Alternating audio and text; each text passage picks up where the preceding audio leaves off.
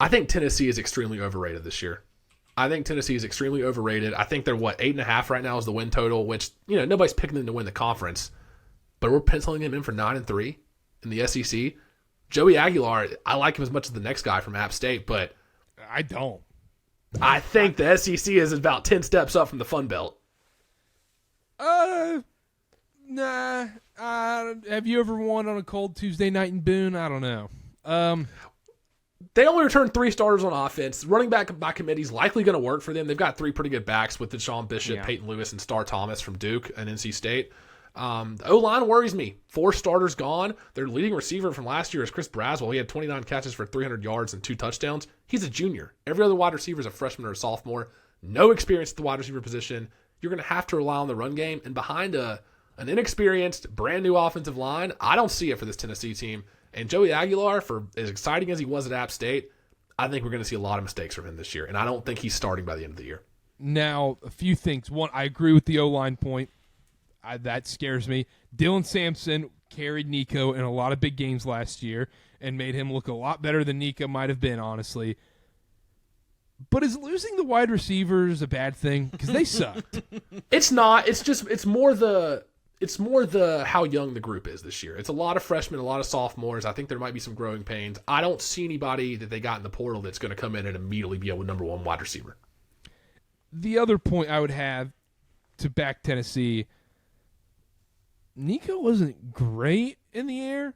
What if Aguilar can kind of throw a nice little deep ball?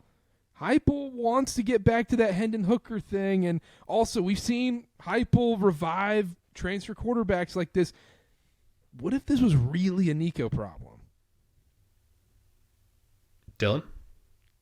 No, I think that's a question for you, Connor.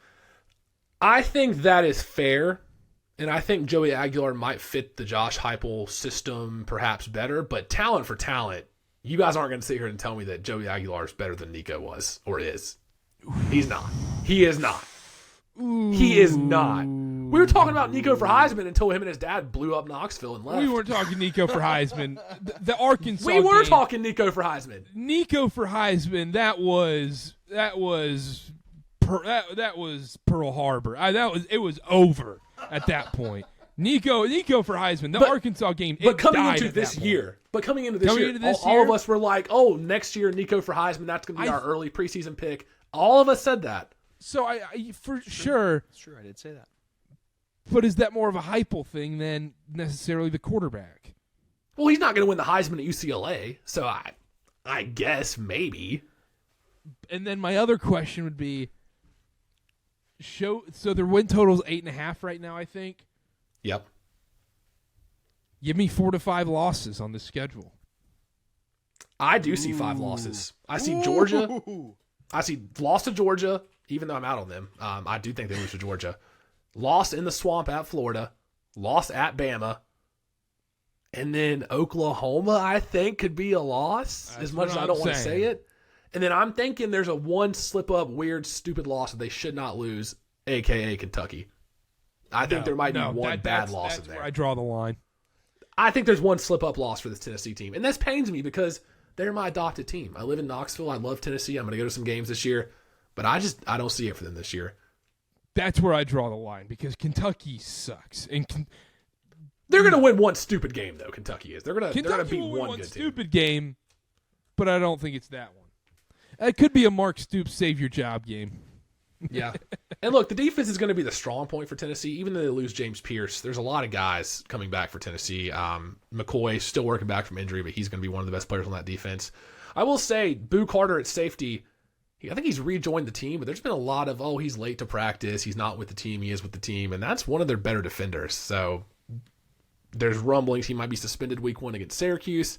I don't know. There's just not a lot of positive buzz coming from Tennessee for me. I think the run game will be strong, but I don't think it'll be strong enough to make up for that O-line inexperience and lack of receiver weapons.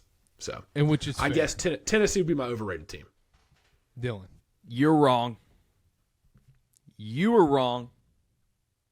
You're wrong. One of the most dangerous things in the world is Josh Heupel with no expectations. And when this whole Nico thing went down, this is almost like a get out of jail free card, but he wasn't going to jail in the first place. This could be the most atrocious season for the Tennessee Volunteers, and I think Heupel is safe for at least another year because of how the Nico situation went down. Oh, and for sure. They should. Josh Heupel's seat is not even warm in the slightest. And that's a very dangerous man to give that freedom to.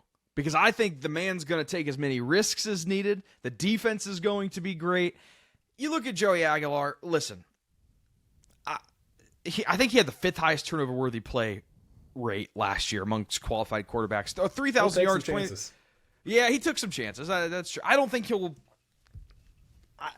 Dylan, he's learning his third playbook in a year. He was at UCLA learning a playbook there. This is his third playbook in a year's time. Maybe he's a quick learner. We don't know that. Maybe he is. But who knows? I see what you're saying. I think it's not. I don't think this Tennessee team. I feel like a lot of people are writing off this Tennessee team. I don't think it's going to be just an easy write-off.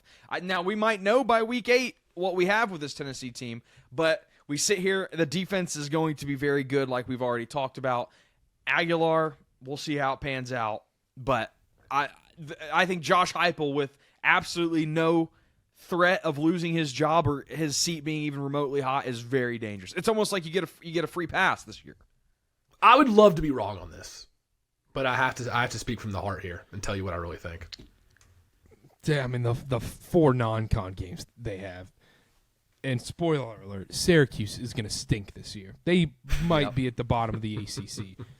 Can anybody name Syracuse's quarterback off the top of your head? Yeah, Steve Angeli from Notre Dame. Exactly. Wow. Ball knower. Yep. Ball knower alert. Yeah.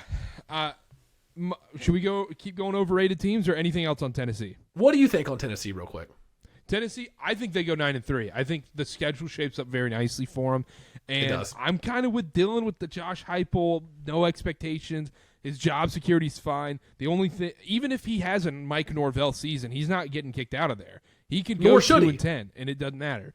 So, and I still go back to, and this is a dangerous game you can play with the transfer portal. I still like to go back to this dude revived Hendon Hooker into a legit quarterback and got him into the NFL and almost won him the Heisman during that season.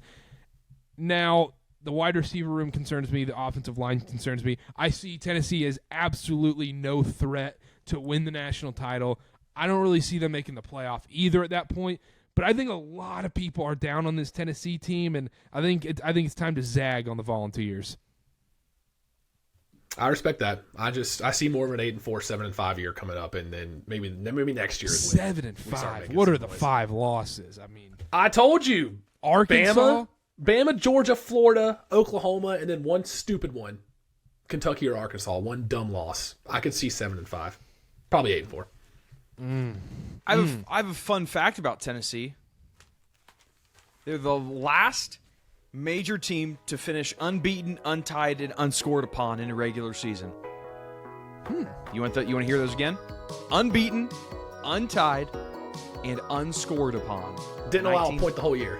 1939. Yep.